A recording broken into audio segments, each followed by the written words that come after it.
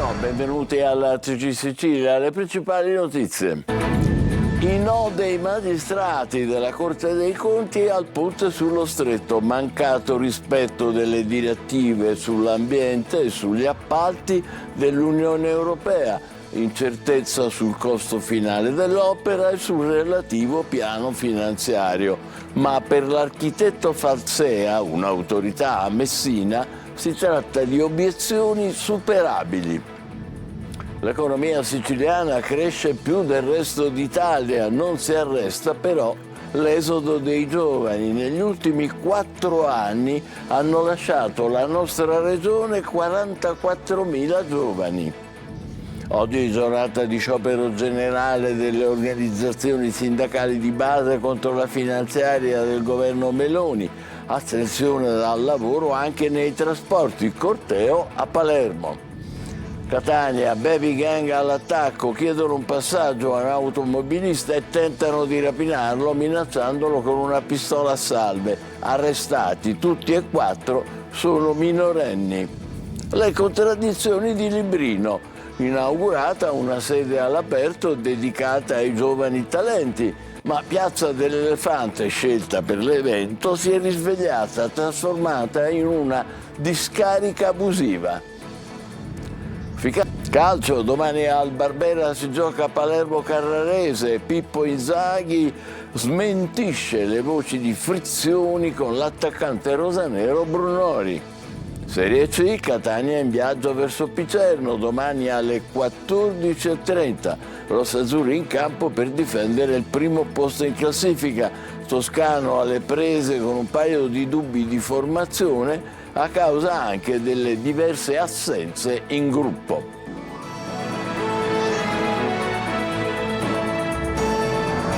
Bentrovati, pubblicate le motivazioni del no della Corte dei Conti al progetto del ponte sullo Stretto che invece è approvato dal governo. La Corte dei Conti dice: violate le direttive europee su ambiente, tariffe e contratti. Ma per Palazzo Chigi ci sono ancora ampi margini e il Ministero delle Infrastrutture è al lavoro per superare i rilievi. Nel frattempo esultano le opposizioni. Francesco Triolo. Violazione dell'habitat naturale delle norme europee sugli appalti, oltre il mancato parere dell'autorità di regolazione dei trasporti sul piano tariffario.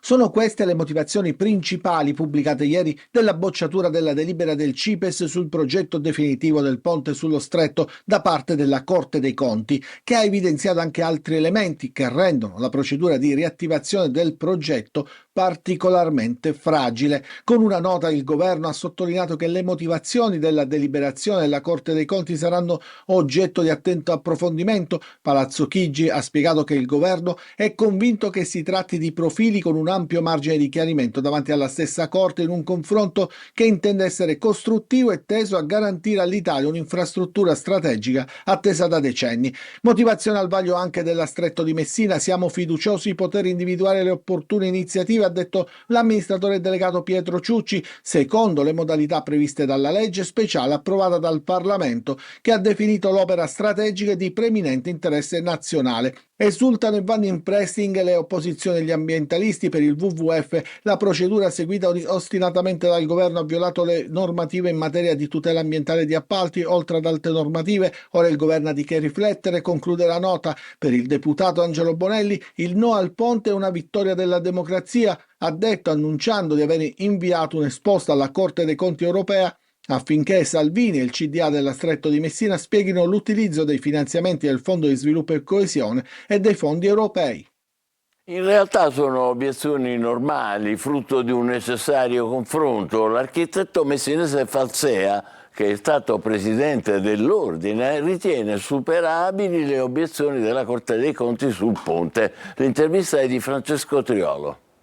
Dovranno trovarsi delle risposte che credo che il MIT stia già preparando per poter chiarire i punti che sono stati sollevati dalla Corte dei Conti. Non lo vedo una cosa molto complicata, va chiarita bene. Sono momenti di rallentamento, ma sono alla fine fisiologici in un'opera così importante e di tale impatto, specialmente impatto economico per un contratto così difficile e complicato. Io non penso che si sia messa la croce sulla realizzazione del ponte, penso che giustamente siano stati chiesti dei chiarimenti che consentiranno di approfondire ancora di più l'opera e il territorio, che è uno dei territori più studiati del mondo, visto che da circa 60 anni, se non di più, che si ragiona su queste aree.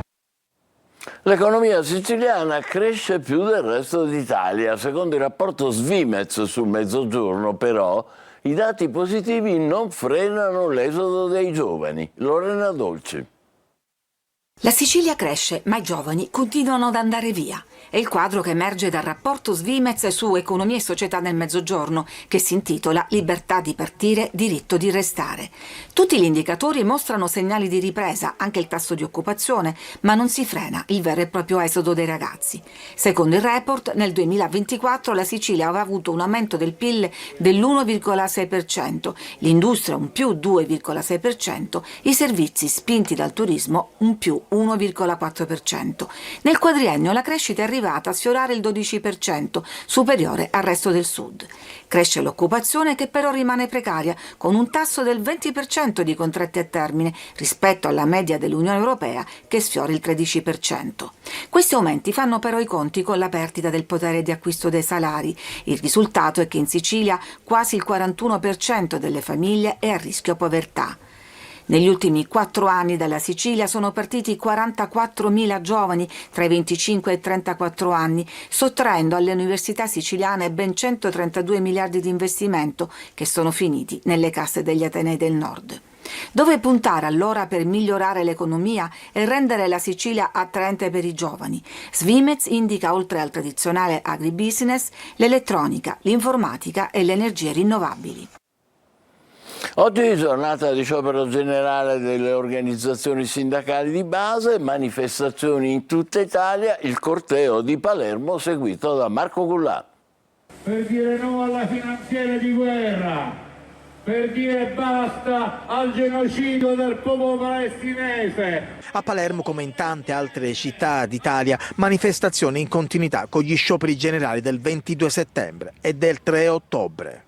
Per dire no all'industria delle armi, chiudiamo le fabbriche della morte. Lo sciopero odierno, che è partito da piazza Giulio Cesare alla stazione, dicono i manifestanti, è un'importante giornata di lotta contro la finanziaria del governo Meloni. Noi manifestiamo per diversi motivi, per la questione palestinese, dalla tregua, cosiddetta tregua, che in realtà non è rispettata perché continuano i bombardamenti ogni giorno e ogni notte, anche per la nuova finanziaria, che la consideriamo assolutamente insoddisfacente. Gli investimenti continuano ad aumentare per le armi e diminuiscono per il settore pubblico. Mobilitazioni anche contro i tagli e le politiche del riarmo, per la fine dei rapporti con lo Stato israeliano, per i salari e le pensioni basse. In questa finanziaria quasi la metà va tutto alle grandi imprese, ai padroni eccetera, 8 miliardi complessivamente con tutte le voci. Per il resto, per lavoratori, masse giovani, pensionati, non solo non c'è nulla di fatto nel concreto, anzi con una brutta mentalità da elemosina. Disagi nei trasporti e traffico cittadino per la manifestazione, che si è snodata per le vie centrali del capoluogo siciliano. Rimuovere l'assessore alla salute Daniela Faraoni è la richiesta del deputato di Forza Italia Tommaso Calderone, servizio di Maglio Viola.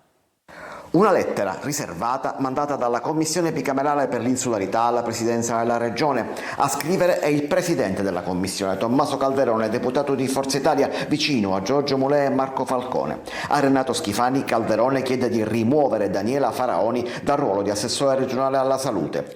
Una richiesta insolita e irrituale, ma che lui stesso spiega con quelli che definisce fatti gravi che minano autonomia e imparzialità dell'assessore. Una richiesta che non è fatta a nome della Commissione, ma a titolo personale. Calderone si riferisce ad una delle intercettazioni dell'inchiesta sui presunti appalti truccati. È il 29 maggio del 2024 e Daniela Faraoni, ancora manager della Spesei di Palermo, va a casa di Totò Cuffaro. Sono i giorni in cui si parlava della possibile nomina dell'attuale assessore non a vertice politico, ma a dirigente generale della sanità al posto di Salvatore Iacolino. Con Cuffaro Faraoni parla del concorso per la stabilizzazione degli OSS a Villa Sofia e di tanto altro. Gli investigatori in quel colloquio colloquio non trovano alcuna rilevanza penale, tanto che Daniela Faraoni non è indagata. Ma per Calderone quel colloquio mostra una sorta di sudditanza di Faraoni a Cuffaro e questa la renderebbe incompatibile con l'incarico di assessore regionale alla salute che ricopre.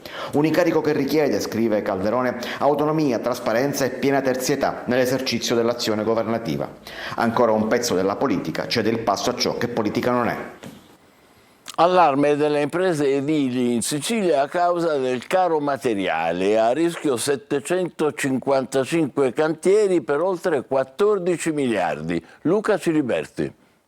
In Sicilia a rischio 755 cantieri edili per 14,2 miliardi di euro. L'Associazione Nazionale dei Costruttori Edili lancia un allarme e chiede aiuto alle istituzioni. Si tratta di appalti che non hanno la possibilità di adeguamento prezzi e che quindi rischiano di subire rallentamenti o interruzioni. Le cause principali sono i pesanti ritardi nei pagamenti dei ristori per il caro materiale degli anni precedenti e la mancanza di stanziamenti per coprire il fabbisogno di tutto il 2025 e per il 2026. Siamo veramente preoccupati perché questo è vitale per la prosecuzione dei nostri cantieri. Le imprese sono in sofferenza naturalmente perché avanzano ancora il pregresso e quindi per riuscire a continuare e completare i lavori, tanti di questi lavori sono il PNRR, necessita di una proroga della misura e di un reperimento delle risorse per quanto riguarda il vecchio. Secondo i dati Istat, i prezzi di realizzazione delle opere sono aumentati del 30% rispetto alle previsioni di gara, trainati dai rincari dei principali materiali da costruzione che rimangono su livelli molto elevati rispetto al periodo pre-Covid.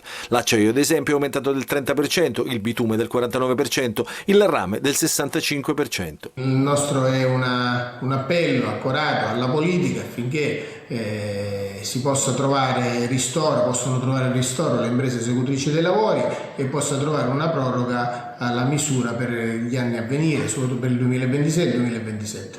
La Sicilia è maglia nera nazionale, da sola rappresenta il 15% degli importi dei lavori non coperti, precede addirittura la Lombardia che pesa per il 13%. Incidente mortale ieri sera a Catania, nello scontro tra due auto ha perso la vita un giovane di 28 anni. Sono dovuti intervenire i vigili del fuoco per estrarre i passeggeri dalle macchine, oltre alla polizia e il 118. Secondo una prima ricostruzione la vittima viaggiava in direzione di Siracusa e all'altezza dell'hotel Le Dune avrebbe invaso la corsia opposta dove arrivava l'altra auto. Ancora a Catania, baby gang all'attacco. Chiedono un passaggio a un automobilista e tentano di rapinarlo minacciandolo con una pistola a salve. Arrestati in 4, tutti minorenni. Lorena Dolci. Sembra una pistola a tutti gli effetti, ma è a salve. Una gang di minorenni, 2 sedicenni e 2 diciassettenni, l'avevano usata poco prima per rapinare un automobilista in una via del centro storico di Catania. Poi avevano abbandonato l'arma nel vano di questa pompa antincendio. Il film della rapina è stato ricostruito dai falchi della questura di Catania, guardando i sistemi di videosorveglianza della zona. In 2 chiedono un passaggio all'automobilista, poi uno estrae la pistola, gli intima di scendere dall'auto per rubarla, l'altro, seduto sul sedile posteriore, lo colpisce da dietro. Nel frattempo, a dare manforte ai 2 ragazzi arrivano altri 2 complici a bordo di uno scooter rubato che piantano in mezzo alla strada per bloccare la vettura. Il conducente scende dall'auto ma si porta le chiavi, i 2 iniziano a rovistare alla ricerca di oggetti da rubare, poi presi dal panico fuggono in direzioni diverse. 2 vengono fermati dai falchi perché sfrecciavano a tutta velocità. Loro stessi hanno permesso di rintracciare i complici. Tutti e 4 i minorenni sono stati condotti in una comunità. Un incendio è scoppiato ieri sera a Catania nella scuola Pestalozzi in Viale Seneca al villaggio Sant'Agata. L'allarme è scattato dopo la mezzanotte. I vigili del fuoco sono riusciti a spegnere le fiamme in pochi minuti. La procura ha aperto un fascicolo per accertare le cause del rogo che sembrerebbe doloso. Gli agenti di polizia intervenuti infatti hanno trovato le porte forzate. Purtroppo è morto a 90 anni padre Salvatore Resca, viceparroco dei Santi Pietro e Paolo di Catania. da sempre un prete in prima linea impegnato contro la mafia, la corruzione, i rischi della devianza minorile e poi dagli anni '80 infaticabile animatore politico con il movimento Città Insieme, che ha dato vita a importanti iniziative di società civile, un'attività costante e straordinaria che ha dato un contributo fondamentale alla crescita culturale della città. Aveva fondato anche con orgoglio il coro polifonico Imago Vocis e ha svolto il suo ministero quasi sempre a Catania, 15 con i salesiani, poi nella diocesi. I funerali di Don Resca saranno domani alle 16 nella sua parrocchia Santi Pietro e Paolo di Catania. Le contraddizioni di Librino, inaugurata una sede all'aperto dedicata ai giovani talenti, ma Piazza dell'Elefante, scelta per l'evento, si è risvegliata, trasformata in una discarica abusiva. Desiree Ferlito. Aggregazione, amicizia, energia, ma purtroppo anche incuria. Siamo nel cuore di Librino, quartiere difficile di Catania, dove per i giovani diventa facile rinascere. È bella perché è una riunione che possiamo stare tutti insieme. Che ci possiamo vedere e possiamo anche giocare. La pallavolo, il calcio, ognuno qua libera i propri talenti quando viene. Tra arte, sport e momenti di incontro, come quello di oggi, l'inaugurazione di Piazza dell'Elefante a Librino, rinominata Piazza dei Talenti, della nuova pista skate che completa un intervento di rigenerazione che oggi vede la nascita del più grande Gravity Park della città. Questo progetto mira al rendere protagonista l'adolescente. Stand sportivi, artistici, formativi, dove i ragazzi hanno un'importante possibilità, guardare al futuro con ottimismo. La cosa che ti piace di più?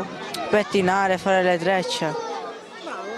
E grazie a queste iniziative sai che stai imparando? Sì. Promossi i giovani e la loro energia, bocciata l'amministrazione comunale. Ad accogliere l'evento una piazza sporca, dove l'incuria salta subito all'occhio anche dei meno attenti. Erbacce praticamente ovunque e una montagna di rifiuti maleodoranti proprio all'ingresso della piazza. L'arte cozza con la dura realtà, dove purtroppo non basta un colpo di pennello per creare bellezza che duri nel tempo. Cinema, Ficarra e Piccone tornano ad accompagnare il Natale degli italiani con una commedia fantasy che prende spunto dalla realtà. La miniserie, in uscita il 5 dicembre su Netflix, si chiama Sicilia Express. Eva Spampinato.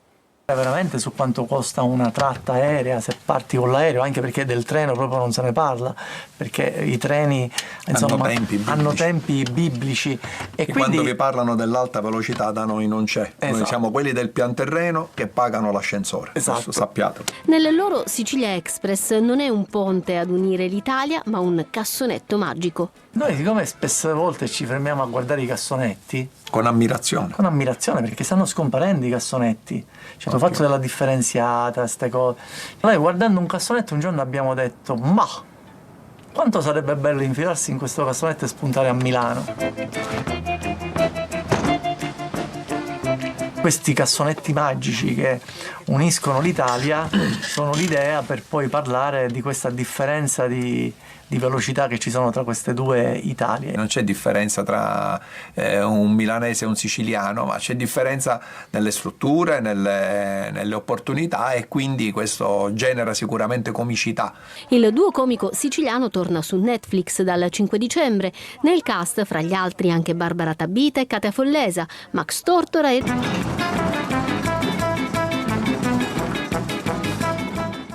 Deve essere divertentissimo. Breve pausa, tra poco il calcio con il chiarimento tra Inzaghi e Brunori, mentre il Catania si prepara alla trasferta di Picerno. State con noi.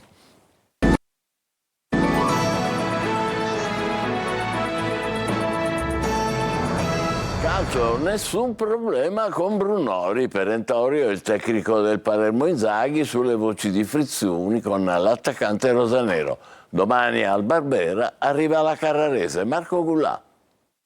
Ha chiarito che con Matteo Brunori non c'è stata nessuna frizione, che il Palermo non sta dando il massimo e che quindi occorre una vittoria per scacciare ancora una volta i nuvoloni di crisi. Pippo Inzaghi, alla vigilia del match contro la Carrarese al Barbera, parla anche della fascia di capitano assegnata a Bani. Brunori è il capitano di questa squadra, meritatamente perché si comporta sempre in modo eccezionale, per cui non ho bisogno di mandare nessun messaggio. Ho fatto capitano Bani perché Bani, siccome ha giocato 300 partite in Serie A, voglio che si prenda la responsabilità di alzare il livello, visto che le ultime partite non sono state all'altezza. Ho solo fatto questa scelta perché penso che sia una scelta normale dare una fascia a un giocatore che deve darci tanto, che deve trascinare i compagni, come sono io che sono nuovo, come lo sono i nuovi che sono arrivati, soprattutto i più esperti, da Augello a Gyasi a Palumbo. Inzaghi traccia la strada per uscire dalla strettoia in cui si è infilata la sua squadra. Penso dalla mattina alla sera come fare a questa squadra il salto di qualità. Probabilmente dobbiamo creare ancora una base solida. Non so se ci vorrà qualche mese in più di quello che ci eravamo preventivati. Io so che col lavoro arriveremo dove dobbiamo arrivare, perché qua non manca niente, e vi assicuro che quando perdiamo qui dalla società in primis tutti stanno male, c'è un supporto incredibile nei miei confronti, sento una stima incredibile girando la città, come se stessimo vincendo tutte le partite, e questa responsabilità mi galvanizza. Ranocchia torna a centrocampo, potrebbe essere affiancato da Segre, Palumbo e Vasic sulla tre quarti alle spalle di Poyampalo. Possibile panchina per Brunori e Leduaron. Domani start alle 19:30. Catania è in viaggio in questo momento in direzione Picerno, dove i rossazzurri alle 14:30 giocheranno per difendere e magari consolidare il primo posto in classifica. Francesco Triolo.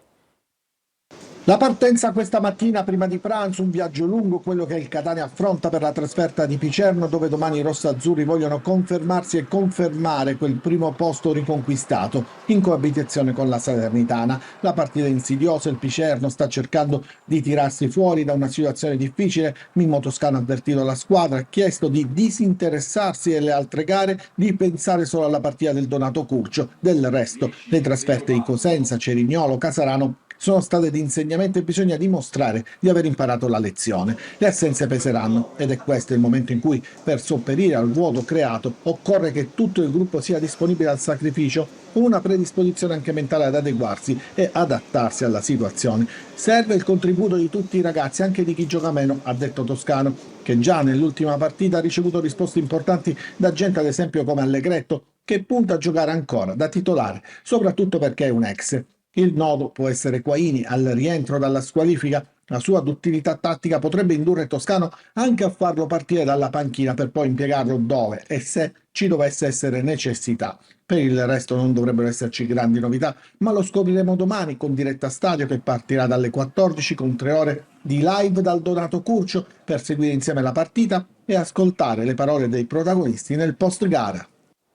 Ci fermiamo qui, grazie per averci seguito, appuntamento per altre notizie alle 20, buon pomeriggio.